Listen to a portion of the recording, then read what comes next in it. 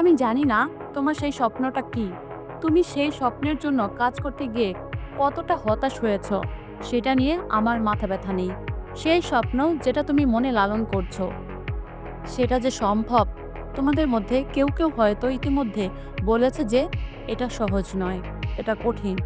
জীবন বদলানো সত্যিই কঠিন। স্বপ্নের পথে এগোতে গিয়ে তুমি অনেক হতাশা, অনেক ব্যর্থতা, অনেক কষ্টের মুখোমুখি হবে। এমন মুহূর্ত আসবে যখন তুমি নিজের উপর ভরসা হারিয়ে ফেলবে। হে ঈশ্বর, হে বিধাতা, কেন আমার সাথে এটা হচ্ছে? আমি তো শুধু আমার সন্তান আর মায়ের দেখাশোনা করতে চাই। আমি কারো কাছ থেকে চুরি বা ডাকাতি করতে চাই না। তাহলে আমার কেন এমন হতে হবে? যারা কঠিন সময় পার করছো তারা স্বপ্নকে হারিয়ে ফেলো না। কঠিন দিন আসবে ঠিকই, কিন্তু সেগুলো চিরকাল থাকবে না, সেগুলো কেটে যাবে।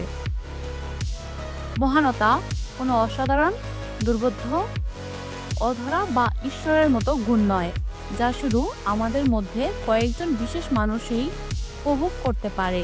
এটা এমন কিছু যা আমাদের সবার মধ্যেই আছে। এটা খুব গুরুত্বপূর্ণ যে তুমি বিশ্বাস করো তুমি সেই ব্যক্তি।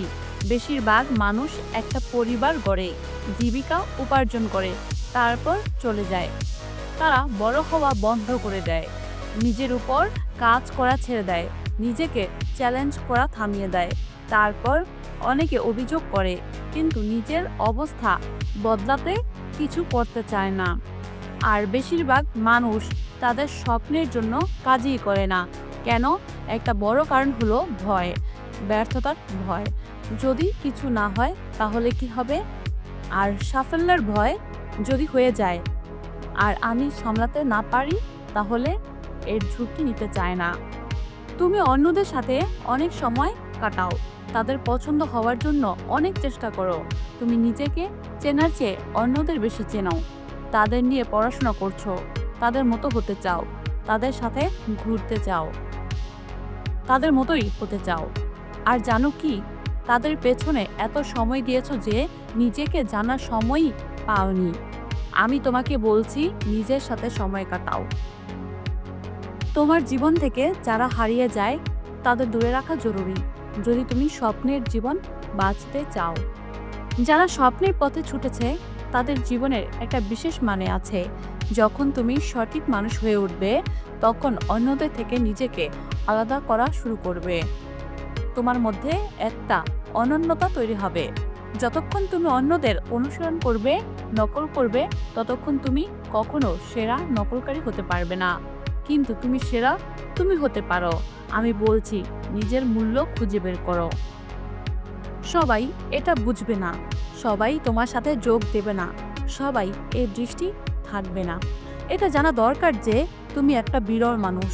এমন মানুষদের সাথে নিজেকে যুক্ত করা জরুরি, যারা ক্ষুধার্ত, অধম্য, অযৌক্তিক, যারা জীবনকে এভাবে ছেড়ে দিতে চায় না, যারা আরো বেশি চায়, যারা তাদের স্বপ্নে বাঁচে, তারা বিজয়ীদের খুঁজে তাদের সাথে যুক্ত হয়। তারা জানে যদি কিছু ঘটতে হয় তবে সেটা তাদের উপর নির্ভর করে। তুমি যদি আরো সফল হতে চাও, এমন কিছু করতে চাও যা আগে কখনো করনি, তাহলে আমি বলছি নিজের মধ্যে বিনিয়োগ করো। কারো মতামত তোমার সত্য হয়ে উঠতে হবে না। তোমাকে জীবনে ভুক্তভোগী হয়ে থাকতে হবে না। হতাশার মধ্যেও নিজের মধ্যে এটা জানতে হবে যে আমি পারবো। এমনকি অন্য কেউ আমার জন্য এটা না দেখলেও আমাকে নিজের জন্য দেখতে হবে। এটাই আমার বিশ্বাস, আর এর জন্য আমি মরতেও প্রস্তুত। পরিস্থিতি যতই খারাপ হোক, আমি সফল হবই। আমি একটা আদর্শ হতে চাই, আমি সম্ভাবনার প্রতীক হতে চাই।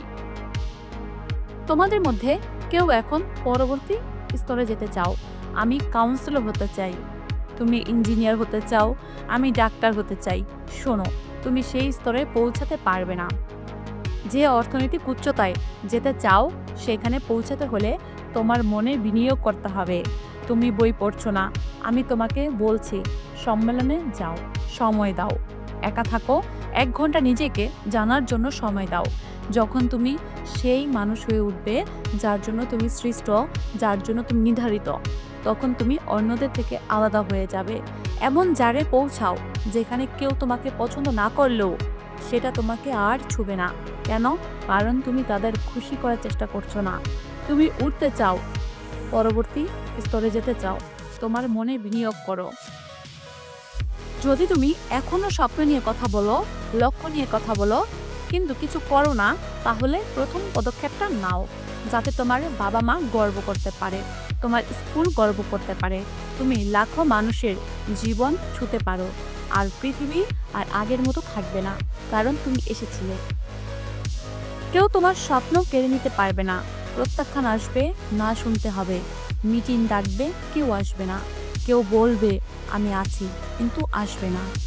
গাড়ি হারিয়ে যাবে, কেউ তোমার উপর ভরসা করবে না, বারবার হারবে। আলো নিভে যাবে, কিন্তু তবুও তুমি তোমার স্বপ্নের দিকে তাকিয়ে থাকবে। প্রতিদিন সেটা দেখবে আর নিজেকে বলবে আমি জিত না হওয়া পর্যন্ত থামবো না। তুমি তুমি তোমার স্বপ্নকে বাঁচাতে পারো। হ্যাঁ, তুমি।